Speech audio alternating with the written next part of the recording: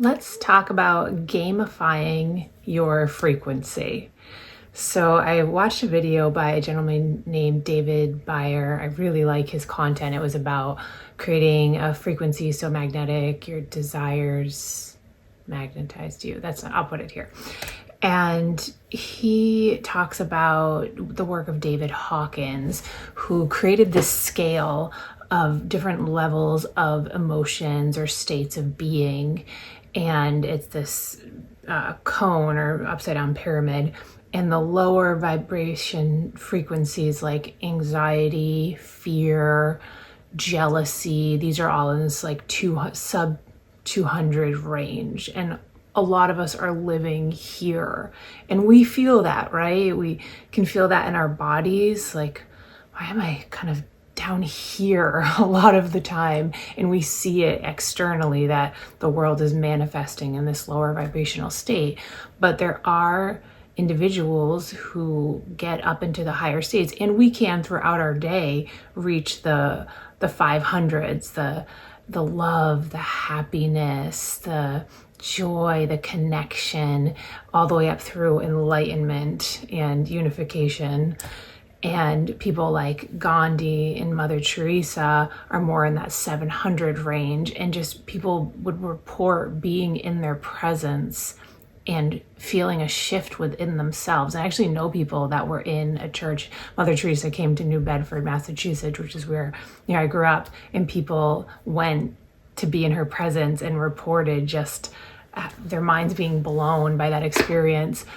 And Hawkins says that one person in this upper range can shift the frequency of hundreds of thousands of people, like Gandhi did with his peaceful resistance, not through force, not through pushing. So it got me thinking about where I'm sitting on this range and how I know where I'm sitting and the things that I'm doing throughout my day that are bringing me into different frequencies. So I thought about something that happened to me about 3 years ago when I first met with this. She won't call herself a medium, but she's tapped into something. If you know Caryn, you know. I'll put a link to her below. I hate to share her because I want her time to myself, but she's just an incredible human. After my first session with her, at the time I had elected to go on anxiety medication. It's something I just never thought I would do in my life. I was just in such a state that I couldn't seem to get out of. And so I was on it for a few months, and within my first session with her the next day, I just went off cold turkey. Not recommending that. Talk to your doctor. I was on a really low dose, and I just knew that that was the right choice for me. And I remember sitting on my front porch just looking out at the meadow, and it was golden hour. It was summer. There were like bugs and birds, and I just felt so at peace, so inside the nature around me, such joy in my heart. And I got this sense that like my serotonin was like running through my body.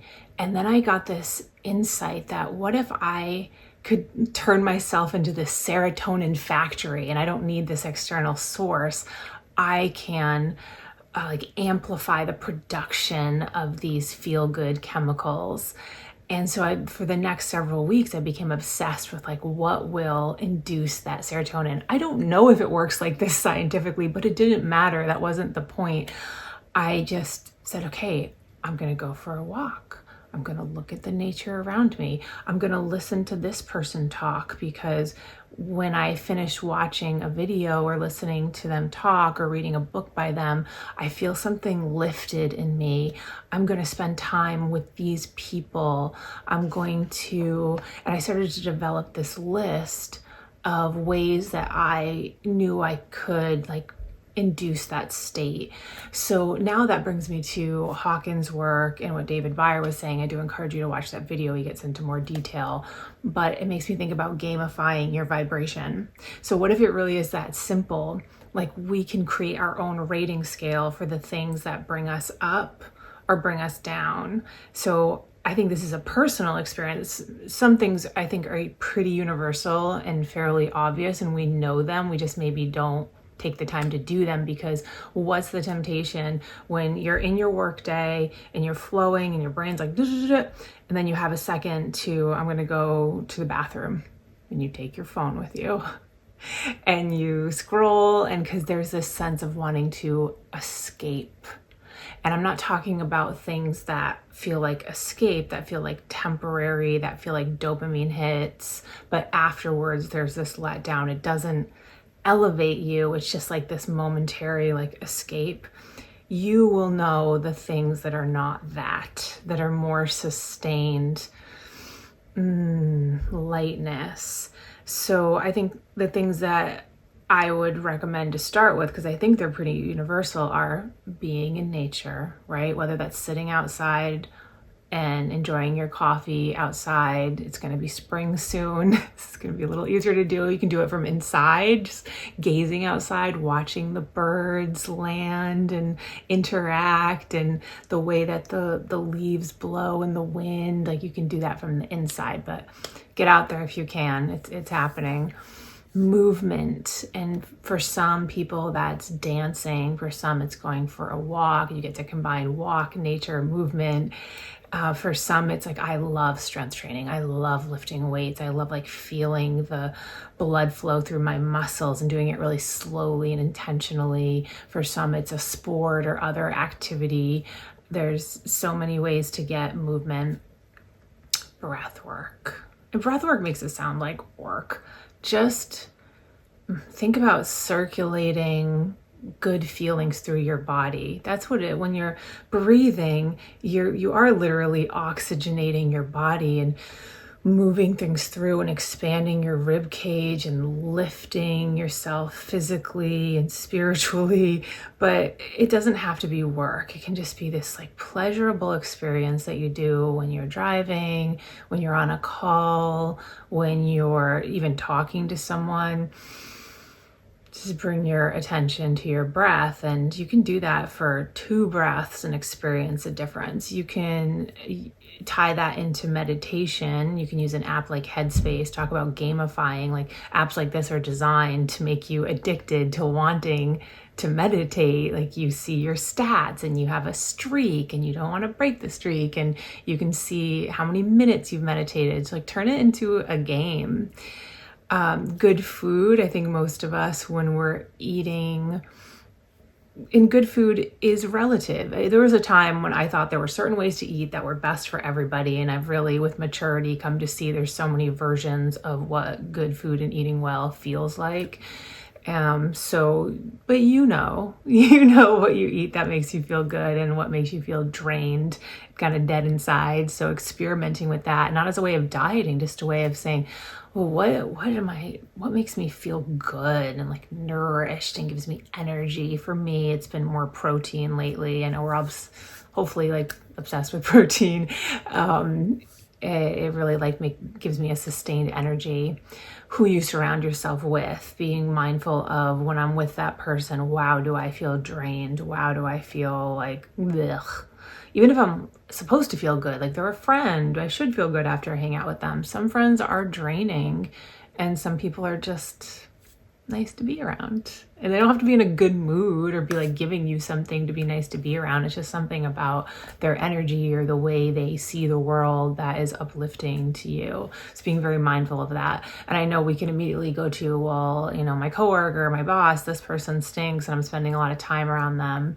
Yes, be aware of that, and be aware of what you can do to reset your energy after you interact with that person and not entrain to their way of being. Because if you're feeling terrible after you're with that person, especially if you're very empathetic, you might have like gone into their energy field and like tried to exist in it with them, because that's what we do as empaths. Like, this is how I connect, this is how I think that I'm going to be safe, is by getting into your energy, but it can feel so yucky. So being in your own energy, like creating this kind of permeable golden light bubble around you when you're with that person, and reminding yourself their energy is theirs mine is the best place to be. Mine is in this bubble.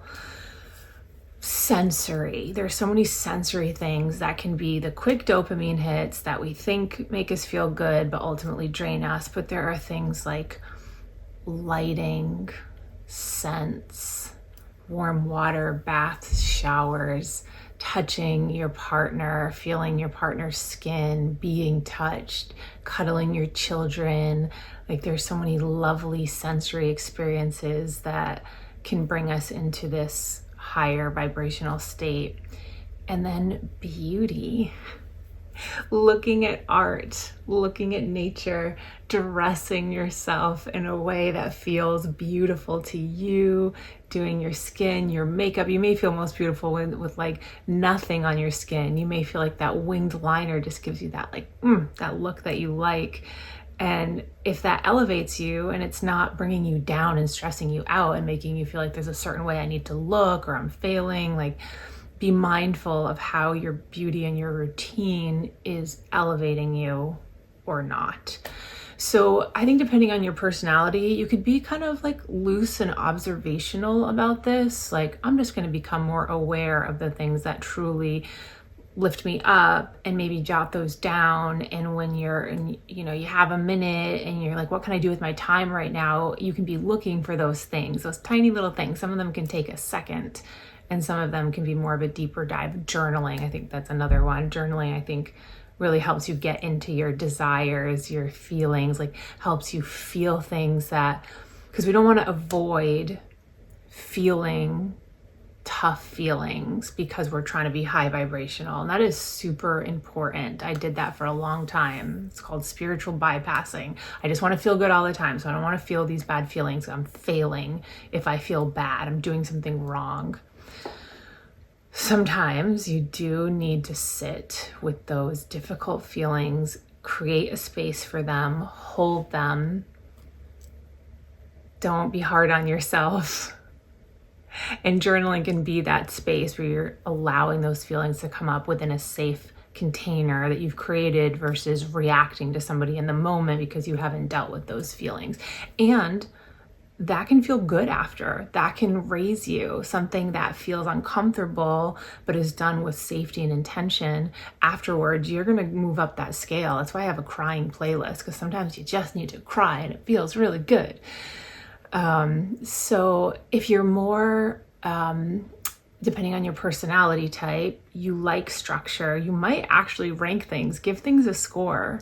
Like, this is a 200, this is like a negative, this is going to bring me down, this, I'm going to add points every time I do this thing. Give yourself a score at the end of the week and try to beat that score every week. Like, that could be like gamifying it, could make it really motivating and really fun for you. And I can guarantee, I say guarantee, that your reality will start to shift too, because whenever I'm more mindful of this and I'm really practicing being aware of just what makes me feel good, things start to shift. Things become easier. People react to me differently. And gosh, if I'm doing that and I'm able to influence others around me with my energy, and that has a ripple effect, like, what better thing can you do with your time, with your energy, with your life here on earth, truly? So let me know if this resonates, and if I'd love to hear, like, what are your specific things that you know are high vibe? What's something you've been pretending makes you feel better, but is actually bringing you down that you want to steer away from? And let me know how it goes for you. Thank you.